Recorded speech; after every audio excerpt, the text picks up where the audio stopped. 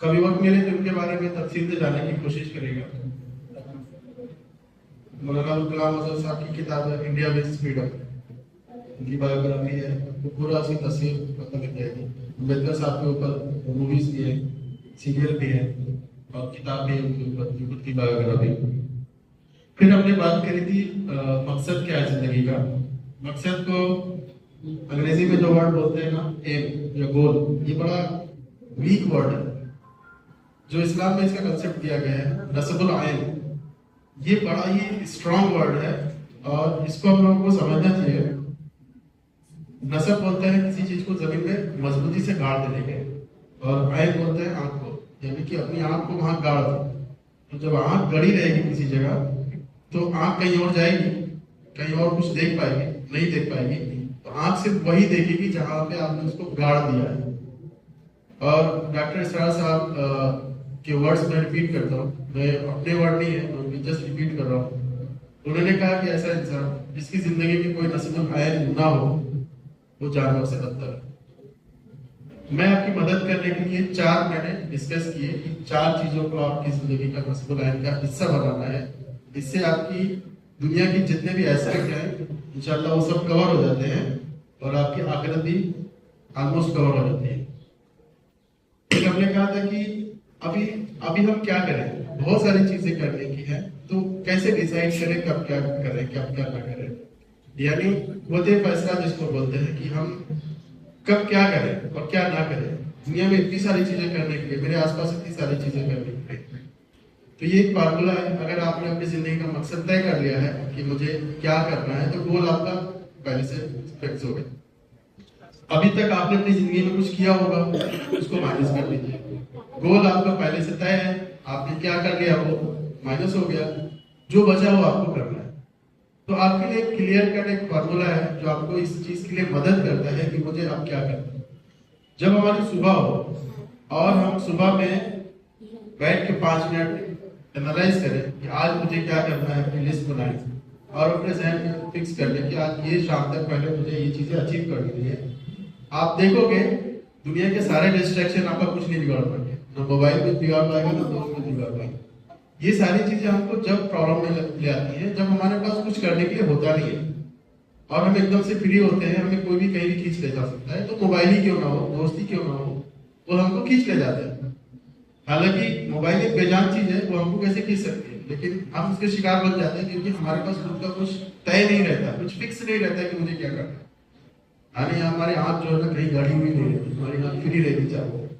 तो ये जो है गैप फार्मूला उसमें मदद करता है कि आज मुझे क्या करना है, आज मुझे क्या करना है। और जिस आदमी के सामने गोल होगा तो उसको फिर बहुत सारी प्रॉब्लम होती है कि हाँ वो उसका कुछ बिगाड़ नहीं पाएगा। तो इसलिए गोल को अपने फिक्स करें। और हमने जैसे बताया कि जब ये गोल तय करेंगे हम, तो ये अब दुनिया को सामने रखना है। दुनिया को सामने रखने का जो हमें एग्जाम्पल बताया कि अल्लाह के रसूल सल्लल्लाहु अलैहि वसल्लम तो बहुत टफ हालात थे मक्का के अंदर, उस वक्त ये कहा था कि ये दीन दुनिया के घर घर में चला जाएगा। यानी कोई आदमी सोच भी नहीं सकता कि इस सिचुएशन में रहते हुए आदमी ऐसा कैसा सोच सकता है। ये तरबियत जो अल्लाह के रसूल सल्लल्लाहु अलैहि वसल्लम ने हमको दी है। आप अपने हालात पे मत जाओ, अपना विजन बड़ा रखो। बड़ी सोच इंसान को आगे ले जाती है। अब कोई कहेगा कि मैंने तो सोचा था, मुझे नहीं मिला, तो अब मैं क्या करूं। आप अगर सोचो कि अगर आप ना सोचते तो आपको क्या मिलता।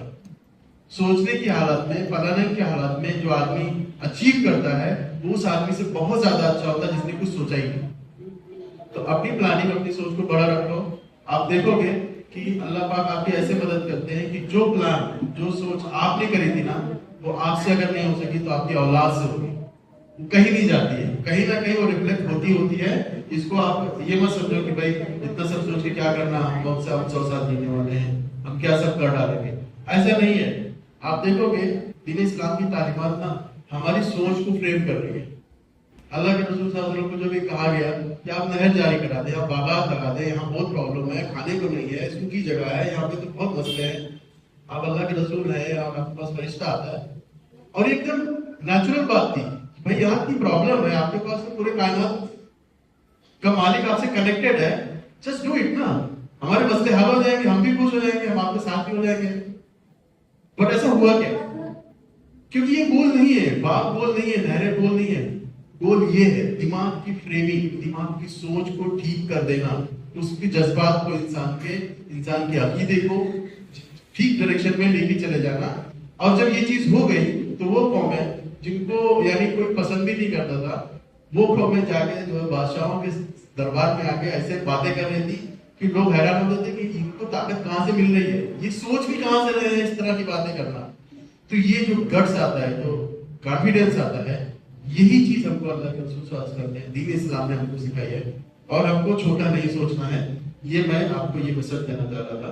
यहाँ पे हमने देखा था कि जंगे बदर के वाकये से हमने बात कही थी कि हम सब ने सुना, सर ने भी इस वाकये को बताया कि कैदी थे और उनको फिदिया लेके देने की बात तय हुई और उसका फिदिया जो है 1000 से 4000 दिरहम तय किया गया।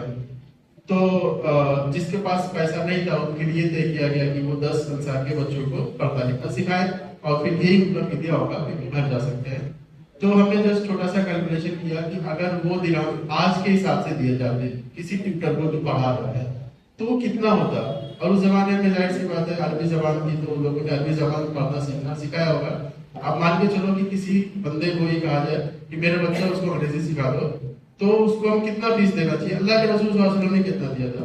तो सीधा कैलकुलेशन है कि एक बच्चे के बदले में अल्लाह के रसूल सल्लल्लाहु अलैहि वसल्लम ने 75,000 से लेकर 3 लाख रुपया ये जो है उसका बदला तय किया था कि अगर आप बच्चों को पढ़ाते हो दुनिया की पढ़ाई, तो उसकी ट्यूशन फीस जो है 75,000 से 3 लाख रुपया है। ये जिससे बताने के लिए कि असल में तालीम कितनी कीमती है। उस जमाने में जब लोगों के पास खाना नहीं था, यानी कि बदर के आसपास का जो जमाना था, बहुत सारे मुहाजिरीन मदीना आ गए थे, उनके पास रहने के लिए घर नहीं था, कपड़े नहीं थे, भूखे थे वो लोग। ऐसी हालत में जब वहां बहुत शिद्दत की नीड में होगी पैसा मिले और कुछ थोड़ा मसले हल हो, ऐसी हालत में तालीम को ये रेट पे रखना, ये अपने आप में बताता है कि असल में अल्लाह के रसूल सल्लल्लाहु अलैहि वसल्लम ने इल्म को किस लेवल पे रखा था। फिर ये तस्वीर हमने बताई थी, ये है बैतुल हिकमा की, जो जिसका ताल्लुक बगदाद शहर से है और इसको अब्बासी खिलाफत में जो है बनाया गया था।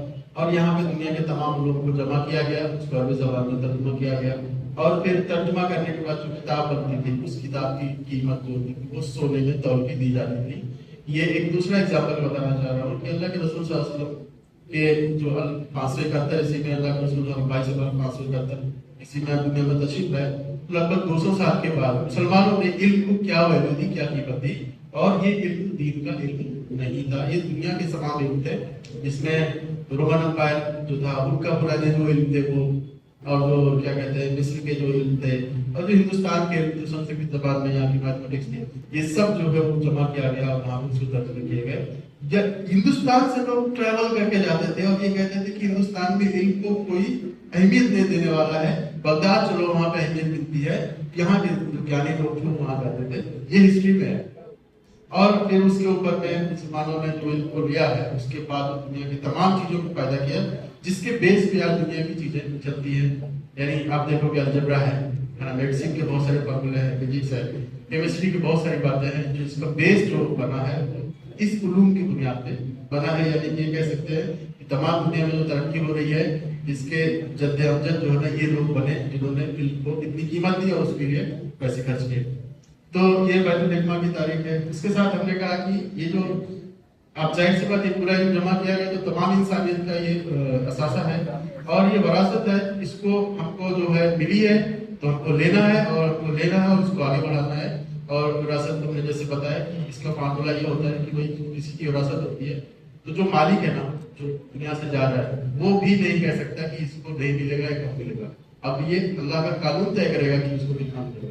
तो इसीलिए जो दीन, जो इल्म है, ये जो है हमारी तमाम इंसानियत की विरासत है और इसको सबको मिलेगा, आपको भी मिलेगा इल्म। आप इसको अगर छोड़ेंगे तो यूं समझो कि आपको जो चीज मिल रही थी आपने उसको छोड़ दिया और फिर वो चीज में परेशान हो रहे हैं जो परेशानी आपको लेना ही नहीं थी। आप इल्म हासिल करते और दुनिया में लोगों के सरों पे जाके बैठ जाते हैं। तो इल्म को हमने छोड़ दिया तो इस तरह के मसले। फिर इसी तरह से हमने देखा कि तालीम जो होती है जिसको हम लोग समझते हैं, हम लोग बहुत सारी चीजें तरीके से पढ़ते हैं। भाई इस्लामी तालीम होती है, एक आदमी पढ़ता बाकी लोग सुनते हैं, हम लोग न्यूज़पेपर पढ़ते हैं, व्हाट्सएप पे बहुत सारी चीजें आती रहती है रोजाना, शॉर्ट्स देखते हैं, वीडियो देखते हैं। लेकिन ये चीज जो है ये फॉर्मल एजुकेशन नहीं है। ये फॉर्मल एजुकेशन नहीं है। फॉर्मल एजुकेशन वो होती है जिसमें सिलेबस होता है, एक उस्ताद होता है, उस्ताद आपको पढ़ाता है, आपको चेक करता है कि आपने समझ लिया है कि नहीं समझा, आपने वही चीज समझी जो समझानी है, कुछ और समझ गए हैं। टेस्ट होता है, इवैल्यूएशन होता है, आपको होमवर्क दिया जाता है और पूरा एक मुद्दत आपको उस तरह से गुजारा जाता है, फिर आपका इम्तिहान दिया जाता है और उसके बुनियाद पे आपको कहा जाता है कि आप अब आगे की पढ़ाई कंटिन्यू कर सकते हैं। अगर ऐसा नहीं तो आप पीछे की तरह वापस पढ़िए और अपने आप को उस लेवल पर लेके आइए। इसको बोलते हैं फॉर्मल एजुकेशन। ये फॉर्मल एजुकेशन का तरीका जो है अल्लाह के रसूल सल्लल्लाहु अलैहि वसल्लम ने मस्जिद नबवी में स्टार्ट किया था और फिर उसके बाद मुसलमानों ने बहुत सारी यूनिवर्सिटीज दुनिया में कायम करी।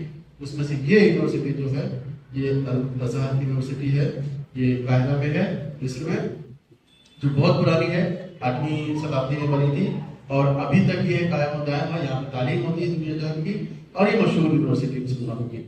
तो ये फॉर्मल एजुकेशन और उससे हमारा ताल्लुक, यानी कि फॉर्मल एजुकेशन को असल में दुनिया को मुसलमानों ने दिया। तो देखो हम लोग बहुत सारी चीजों पे प्राउड फील करते हैं, हमको इन सब चीजों पे प्राउड फील करना चाहिए। आप जानो जिस चीज पे आप प्राउड फील करते हो ना आप वो करने वाले हो। आप जिस चीज को प्राउड नहीं फील करते हो ना आप अपने बच्चों को वो चीज बोलोगे भी नहीं। तो प्राउड फील करो इस बात के लिए कि हमारे लोगों ने क्या क्या किया, ताकि हम उस चीज को खुद भी करें और वही प्राउड हम अपने बच्चों को भी दें ताकि वो लोग प्राउड फील करें और उसको आगे बढ़े। अपनी अच्छी चीजों पे प्राउड फील करना ये बहुत बढ़िया चीज है और ये करना चाहिए, ये करना चाहिए, हम सबको करना चाहिए। इसके लिए वापस वही बात है कि हमको इल्म होगा, हम जानकारी रखेंगे तभी ये चीज कर पाएंगे। नहीं तो आप देखोगे पूरी दुनिया में एक टाइम था इम्पीरियलिज्म, यानी ये बताया जाता था हमको कि पूरी दुनिया के लोग बेवकूफ है, सिर्फ यूरोप के लोग जो है वही सबसे अच्छे हैं, उनके पास ही सब कुछ है, उनके पास इल्म है, उनके पास उनकी जो है वो क्या कहते हैं संस्कृत धरोहर जिसको बोलते हैं, यानी उनके पास लेगेसी है, उनके पास लिटरेचर है, उनके पास हिस्ट्री है, उनके पास बहादुरी है। और पूरी दुनिया के लोगों को बोलते हैं कि तुम लोगों के पास कुछ नहीं है। और ये सब कुछ जो है वो मुसलमानों की इतनी बड़ी चीजों को छुपा के आप हैरान होंगे अगर आप आज भी हिस्ट्री का सिलेबस देखेंगे, हिस्ट्री की किताबों को पढ़ेंगे। एक तरफ तो वो 4000 साल पुरानी हड़प्पा और मोहनजोदड़ो की बात करते हैं, उस पर सीधा वो 1700 ईस्वी के ऊपर आ जाते हैं। बीच में कौन, बीच में कहां गया? बीच में मुसलमानों का दौर था, वो पूरा हिस्ट्री से गायब कर दिया गया, पूरी दुनिया की हिस्ट्री से। मैं हिंदुस्तान की हिस्ट्री की बात नहीं कर रहा हूँ जो यहाँ पे चल रहा है, अरे पूरी दुनिया की हिस्ट्री आप यूपीएससी का सिलेबस देखो, उसमें हिस्ट्री में मुसलमानों की हिस्ट्री को गायब कर दिया गया। वर्ल्ड हिस्ट्री आप देखोगे मुसलमानों की हिस्ट्री को उड़ा दिया गया। यानी कि उनकी जो स्टार्ट होती है वो 1700-1800 ईस्वी से शुरू होती है और मुसलमानों का डाउनफॉल जो है वो 1200-1300 में खत्म हो जाता है। बीच का पीरियड जो ट्रांसफर पीरियड है, मुसलमानों का पीक पीरियड 800-900 साल ईस्वी में था। उस टाइम की हिस्ट्री आप वर्ड के आप खगालों का कुछ भी नहीं मिलेगा। तो ये देखो कैसा है, हम इस बात के लिए किसी को ब्लेम नहीं कर सकते कि तुमने हमारी तारीख को क्यों नहीं लिखा। भाई हम तुम्हारी तारीख क्यों लिखे, तुम अपनी तारीख क्यों नहीं लिखते? अगर मैं वो हूं और मुझसे ये सवाल किया जाएगा, समझो मैं यूरोपियन हूं और मुझसे कोई सवाल करे कि तुमने हमारी तारीख क्यों नहीं लिखी, तो मैं उसे कहूंगा तुम अपनी तारीख क्यों नहीं लिखते? हमको जो अच्छा लगा हमने लिखा, तुमको जो सही लगता तुम लिखो। तो हमने हमारी तारीख नहीं लिखी, हमने हमारी तारीख भूल दी, तो दूसरे लोग हमारी तारीख को लिख के हमको क्यों बताएंगे? क्या पढ़ेंगे? आदमी अपना चलाता है, वो लोग भी अपनी चला रहे हैं, सब अपनी चला रहे हैं। इसलिए हमने बात करी थी वहां पे पावर की।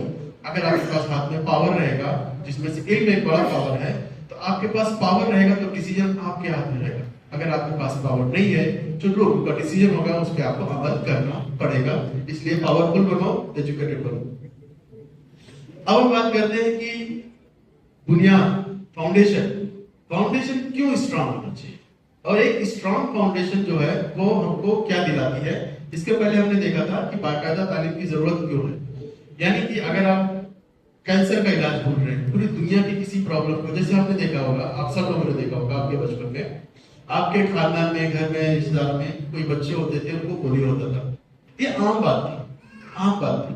फिर हमने देखा कि हमारे बचपन में, आप लोगों के जमाने के दिनों में एक पल्स पोलियो प्रोग्राम चला, WHO ने चलाया, पूरी दुनिया में चलाया। और ये पूरी इंसानियत का एक पहला सक्सेसफुल प्रोग्राम है जिसमें पोलियो की बीमारी को 100%, ऑलमोस्ट 100%, अगर 100% नहीं तो 99% तो आराम से बोल सकते हो, इरेडिकेट कर दिया गया। सोचो एक ऐसी प्रॉब्लम जिसमें हर दूसरे घर में एक कोई बच्चा है जो इनकैपेबल है, चल नहीं सकता, बोल नहीं सकता, हाथ ठीक नहीं है, पैर ठीक नहीं है, ऐसे बच्चे हमको अब नहीं दिखते हैं। आपको लगता है ये कितनी बड़ी बात है? इसके पीछे कितनी रिसर्च की होगी, लोग कितने साइंटिस्ट लोगों ने काम किए। आपको एक अंदाजा बताता हूं। जो हमारी बुक होती है, जो एक चैप्टर होता है उस बुक का, पहला चैप्टर, उस चैप्टर को इस मुकाम तक लाने के लिए आपको अंदाजा नहीं होगा कितने सालों की मेहनत लगी है, कितने लाखों लोगों ने उसके ऊपर रिसर्च करके अपनी जिंदगी लगाई। और वो सब करने के बाद आपको लास्ट में एक टीचर मिलता है जो उसको समझाता है, ताकि आप अपने खुद से नहीं समझ सकते तो हम आपको समझा देते हैं कि ये चीज है। ये लाखों लोगों की मेहनत, लाखों लोगों की रिसर्च, उनकी पूरी जिंदगी के तजुर्बे को आपको जो तालीम के फॉर्म में, किताबों के फॉर्म में सिखाया जाता है। अगर कोई इंसान ये कहे कि भाई मैं ये किताब नहीं पढ़ता, मैं टीचर से नहीं पढ़ता, मैं स्कूल नहीं जाता, मैं खुद से सीखूंगा, तो वो कितना सीख सकता है, जितना उसकी उम्र है। लेकिन यहाँ पे जो हमको सिखाया जाता है, जैसे मैंने बताया, यानी कि आप 800 साल से पकड़ो, 8वीं शताब्दी से भी पकड़ो, तब जो है 2021वीं शताब्दी में पहुंच गए। यानी आप 1600 साल के जो लोगों की तजुर्बे हैं उसको नकार के आप 60-70 साल के तजुर्बे के ऊपर आप कुछ करना चाहते हो, आप कर सकते हो क्या से। और जो लोग 1600 साल के तजुर्बे को अपने अंदर लेके फिर वो काम करेंगे, उनसे आप बराबरी कर सकते हो क्या? मुमकिन ही नहीं, जस्ट इम्पॉसिबल।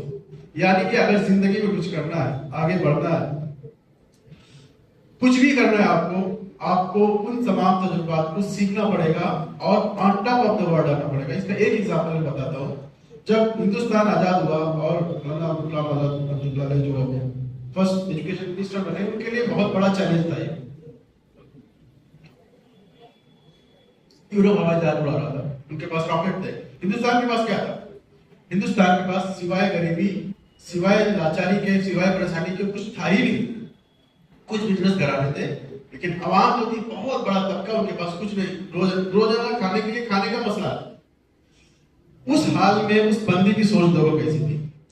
उन्होंने कहा कि अगर हम जहां है वहां से शुरू करेंगे तो हम दूसरी दुनिया के लोग हैं वहां तक कभी पहुंच ही नहीं पाएंगे। और ये बात हम अपनी जिंदगी में भी अप्लाई कर सकते हैं। हमको स्टार्ट वहां से करना जहां दुनिया आज है। अगर हम जहां वहां से स्टार्ट करें जहां दुनिया आज है, तो हम अगर एक कदम भी बढ़ेंगे तो दुनिया से एक कदम आगे बढ़ेंगे। ये बात क्लियर है? और ये जब मुमकिन है जो दुनिया के तमाम उलूम को हम पहले सीखें, उसके बाद उसके ऊपर काम करें। तो उन्होंने क्या किया?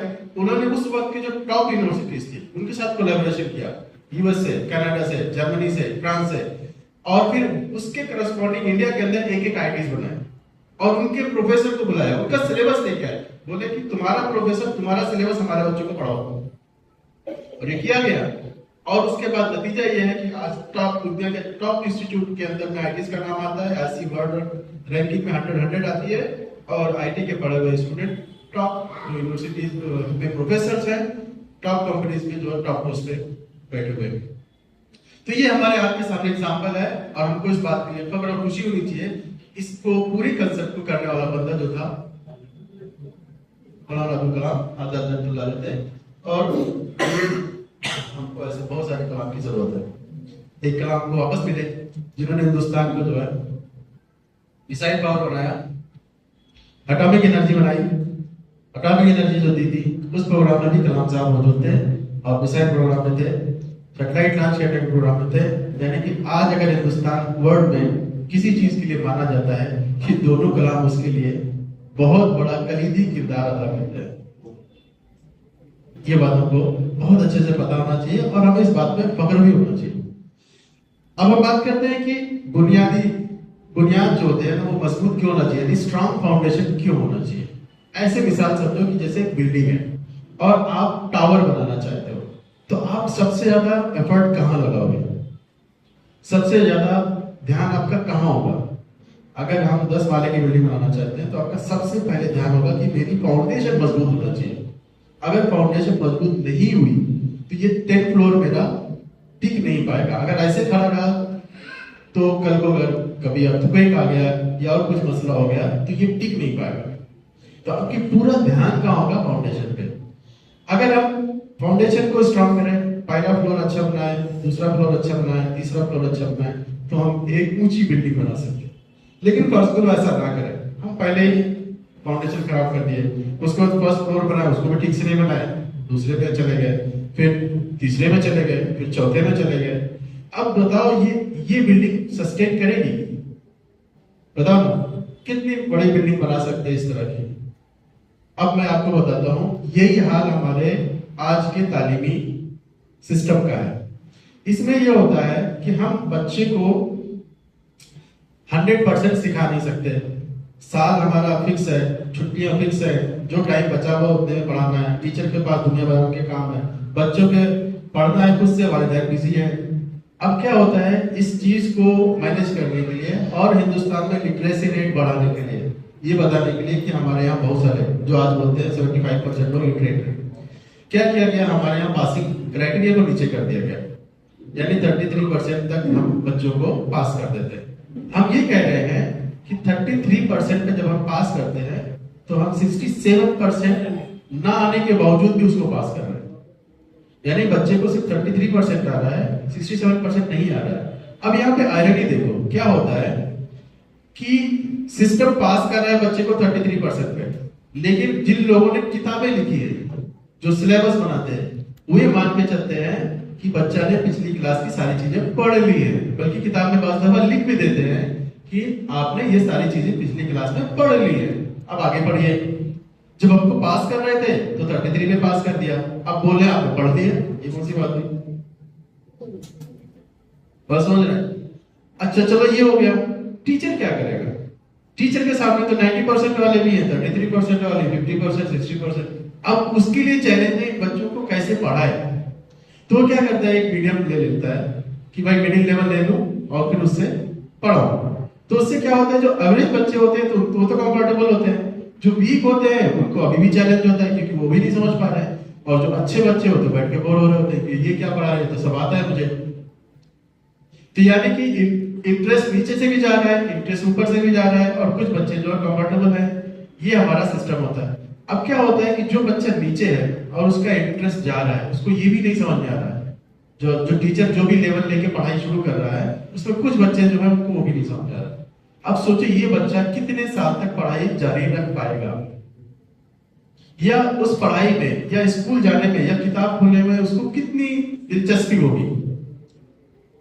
जो चीज हमें समझ में नहीं आती हम उसको कितनी देर तक देख सकते हैं, उसको कितनी देर तक पढ़ सकते हैं, हम समझ ही नहीं रहे हैं, नहीं कर सकते, सर दुखने लगता है। कोई भी बच्चा क्या हो, आदमी हो, अभी आपको जापानीज या चाइनीज लैंग्वेज में कुछ दे दिया जाए, आप कितनी देर उसको देखेंगे, कुछ समझ में नहीं आ रहा, और उसकी जगह पे कोई दिलचस्प नावल हो जो आप समझते हो, एंजॉय करते हो, आप बहुत देर तक मोटी नावल पढ़ जाएंगे बिना उठे हुए।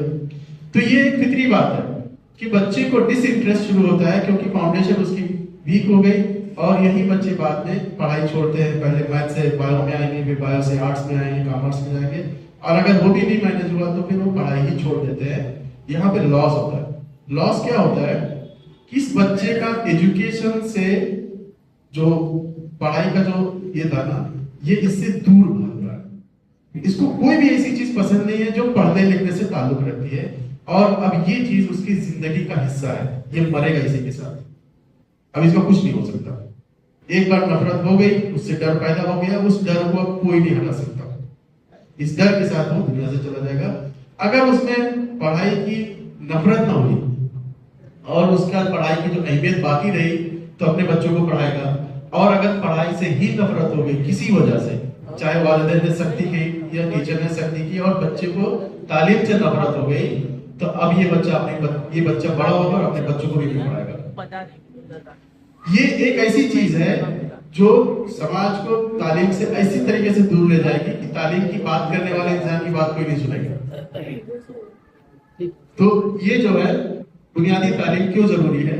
अब अगर समझो किसी के साथ ऐसा मसला हो गया है तो क्या करें, यहाँ पे हम आपकी थोड़ी सी मदद कर सकते हैं। जो आपको नोटबुक दिया गया था उसमें एक विजिटिंग कार्ड था, हम आपको सिर्फ 2 साल देंगे टाइम, और 2 साल में आपके बच्चे की पहली क्लास से लेके 10वीं क्लास तक की क्लास की मैथ, साइंस और इंग्लिश कवर करा देते हैं। बहुत ही फास्ट पेस पे हमारे पास डेटा साइंस, मशीन लर्निंग और एआई बेस्ड ऐसा सिस्टम है, हमारे पास टीचर है जो यहाँ पे आपकी मदद करते हैं, और यहाँ पे कुछ पेरेंट्स हैं जिनके बच्चे पढ़ भी रहे हैं हमारे साथ। तो अगर आप जरूरी समझो आपके घर में कोई रिश्तेदार हो इस तरह के बच्चों, आपको आइडिया ये है कि आप बच्चे को एक सेकंड चांस दो, उसकी जिंदगी में एक दूसरा मौका दो, ताकि वो वापस अपनी पढ़ाई को पहली क्लास से पढ़ता हुआ वापस अपने लेवल पे आ सके, और जो बच्चे पढ़ रहे हैं उनके आगे वहां तक पहुंचे या उनसे आगे चला जाए। तो ये एक चीज है जो मैं आपकी मदद कर सकता हूँ यहाँ पे। यहाँ पे एक QR कोड, इसको स्कैन कर सकते हैं, जो कार्ड है उससे QR कोड उससे स्कैन कर सकते हैं, फोन नंबर मुझे कांटेक्ट कर सकते हैं। ये जो मैं इतने सारे प्रॉब्लम बता रहा हूँ, मैं आपको प्रॉब्लम के साथ नहीं छोड़ना चाह रहा, असल में मैं आपको सोल्यूशन के साथ छोड़ना चाह रहा हूँ। और हम क्या कर रहे हैं, इसको अगर किसी को जानना है, सीखना है, या इसको सीख के कहीं पे कुछ करना चाहता है, तो मैं खुला हूँ इसके ऊपर हम सेशन ले सकते हैं, पूरी डिटेल में आपको समझा दूंगा, आप उसको जैसे चाहे इस्तेमाल करें, ओपन है, कुछ भी क्लोज नहीं है, ठीक है। अब ये अगला ये है कि मास्टरी पर मबनी तालीम, ये क्या होती है मास्टरी बेस्ड एजुकेशन। यहाँ पे सर ने बहुत सारे बात हुई, हमारे नीट के ताल्लुक से, जेई के ताल्लुक से, कंपटीशन के एग्जाम यूपीएससी के ताल्लुक से बात हुई। आप यकीन जानो, अगर आप अपने सब्जेक्ट में मास्टर नहीं हो, आप कोई भी कंपटीशन क्रैक नहीं कर सकते। आपका अपने क्लास से कंपटीशन नहीं है, आपको पूरे इंडिया के बच्चों से कंपटीशन है, नेशनल लेवल का एग्जाम होता है, चाहे यूपीएससी हो, चाहे नीट हो, चाहे जेई हो। हर बच्चा जो आज 11th 12th कर रहा है वो आपका कंपटीटर है, और कोई भी बच्चा जो 18 घंटा 20 घंटा पढ़ रहा है, आप समझो उससे आपका पाला पड़ने वाला है। सीट लिमिटेड है, अगर आप उस लेवल तक नहीं पहुंच पा रहे, ये रेस है, वहीं पे कट ऑफ आ जाएगा, जो उस कट ऑफ के जो पीछे है वो आउट, जो आगे है उसका सिलेक्शन। ये सिंपल गेम है। इस गेम में जीतेगा कौन? इस गेम में जीतने का बहुत सिंपल रास्ता है, डिसाइड अर्ली प्लान अर्ली, यानी कि आपका डिसीजन 8वीं क्लास में हो जाना चाहिए कि मुझे करना क्या है। जैसे हमने बात करी थी गोल की, अगर आप जल्दी डिसाइड करते हो, आपके जीतने के चांस बहुत ज्यादा बढ़ जाते हैं, नंबर 1। नंबर 2, सब्जेक्ट पे मास्टरी, आपका फाउंडेशन बहुत स्ट्रांग होना चाहिए, नहीं तो आप सारी चीजें पढ़ लेते हो, सिली मिस्टेक करते हो, मार्क्स कम हो जाते हैं। सर जानते होंगे, बताते होंगे बच्चों को। सिली मिस्टेक का मतलब है हमारी स्कूल की पढ़ाई ठीक से नहीं हुई थी, हम सिर्फ आगे की पढ़ रहे हैं, तब प्लस 2 की पढ़ रहे हैं, पीछे वाला हमारा भूल है। तो ऐसा अगर प्रॉब्लम है, तो ये आप सिर्फ 11th 12th की पढ़ाई करके, कोचिंग कर करके आपको उससे हल नहीं होने वाला है। आपको फाउंडेशन को आपको रिविजिट करना पड़ेगा। एक बार आपने फाउंडेशन रिविजिट कर लिया, आपका फाउंडेशन स्ट्रांग हो गया, आपके सक्सेस होने के चांस बढ़ जाते हैं। तो plan early, mastery of the foundation, और फिर जो है आपको 2 साल अच्छे से मेहनत करके ऐसे पढ़ना है कि जैसे मैंने 2 साल का एहतिकाफ किया है।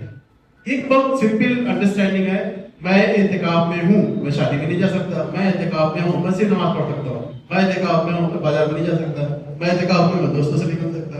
तो एहतिकाफ की सारी कंडीशन अपने ऊपर लगा लो, 2 साल का एहतिकाफ कर लो 11th 12th के साथ, इंशाअल्लाह ताला आपका सिलेक्शन हो जाएगा। Plan early, work on the foundation, and then 2 साल का एहतिकाफ। अब ये लास्ट स्लाइड है, ये तस्वीर कोई बता सकता है कहां की हो सकती है? ये तस्वीर कहां की है? और ये क्लासरूम है, शायद बच्चे पढ़ रहे हैं, बच्चियां पढ़ रही हैं। इतनी सारी बातें सुनने के बाद आप सबके पास एक एक्सक्यूज होगा, मेरे तो ये मसले हैं, मेरे तो ये प्रॉब्लम है, सर को क्या मालूम, मेरे घर के हालात सर को क्या मालूम, मेरी प्रॉब्लम सर को क्या मालूम। आप ईमानदारी से तस्वीर देखो और ये मुझे बताओ, आपकी प्रॉब्लम इससे बड़ी है क्या? ईमानदारी से बताओ। बच्चे, बच्चियां, वालिदैन, आप सबके पास प्रॉब्लम होगी, आपके साथ ऐसी प्रॉब्लम है क्या? आपके मुल्क पे बमबारी हुई है, आपका घर टूट गया, वालिदैन नहीं है, स्कूल टूटा हुआ है, आप फिर भी पढ़ रहे हो। इतनी प्रॉब्लम है क्या किसी के पास? ये पढ़ सकते हैं तो हम क्यों नहीं पढ़ सकते? किस चीज ने हमको रोका है? हम क्यों नहीं पढ़ सकते? ये सवाल आप खुद से पूछो और खुद ही इसका जवाब दो। आदमी अपने लिए ज्यादा अच्छा जजमेंट कर सकता है। इसी के बाद मैं अपनी बात को यहाँ पे मुकम्मल करता हूँ। एक पॉइंट है, ये भी डिस्कस कर लेते हैं। ये शायद आपके कुछ सर लोगों ने भी बात करी। आप देखोगे जब आप पढ़ लिख रहे ना, तो आप देखोगे कि आप कार्डियोलॉजिस्ट बन गए, डॉक्टर बन गए, इंजीनियर बन गए, साइंटिस्ट बन गए, आप बहुत सारी चीजें कर रहे हो, ठीक है। और जाहिर सी बात है, जब आप वहां जाओगे आपके पास नाम होगा, पैसा होगा, आपकी तारीफें होंगी और बहुत सारे लोग आपको रिकॉग्नाइज करेंगे। अब सवाल ये है कि जब आप ऐसा करोगे तो कामयाब कौन होगा? ये सवाल का जवाब कौन दे सकता है कि जब हम ऐसा करेंगे, बच्चा कामयाब हो गया, जैसे मैम ने बताया, सीए बन गए, कामयाब हो गए, कौन कामयाब हो गए? किसकी कामयाबी है? किसकी किसकी कामयाबी है? उस बच्चे की, वालिदैन की, टीचर की, स्कूल की। असल में ये सबकी कामयाबी है। अगर बच्चा कामयाब हुआ, वालिदैन कामयाब है, टीचर कामयाब है, स्कूल कामयाब है, पूरा समाज कामयाब है, रिश्तेदार कामयाब है। और ठीक किसी का उल्टा, अगर बच्चा कामयाब नहीं हुआ तो सब नाकाम है। तो हम ये मत समझे कि हमारा तो हो गया, अब ये तू जान। असल में ये आपका सेकंड चांस था लाइफ में, जब आप कुछ कर सकते थे बच्चे के साथ, अपने बच्चे के साथ। सेकंड चांस था आपको कि बच्चे में अपनी कामयाबी ढूंढते हैं और उसको कामयाब करते हैं, और उसमें उसकी कामयाबी में अपनी कामयाबी ढूंढते हैं। वो सेकंड चांस आपके हाथ से चला गया। समाज भी फेल हो गया कि समाज अपने बच्चों को, समाज के बच्चों को आगे क्यों नहीं बढ़ा पाया? क्योंकि आप ये बात समझो कि जो टैलेंट है वो अल्लाह पाक जो है वो किसी भी घर में दे सकते हैं। और एक बच्चा नेक बच्चा जो जिंदगी में कुछ बड़ा काम करेगा, वो कितनों का फायदा करेगा। उसका एग्जाम्पल हमने देख लिया कि पूरी दुनिया को चेंज कर सकता है, पूरे मुल्क की डायरेक्शन बदल सकता है एक बच्चा। और वो भी बहुत बड़े घर का नहीं थे। दोनों एग्जाम्पल जो हमने बताए दोनों कलाम साहब के, ये बहुत ग्रेट नहीं थे, लेकिन इन्होंने करके दिखाया। इसी के लिए मैं आप लोगों का शुक्रिया अदा करता हूँ।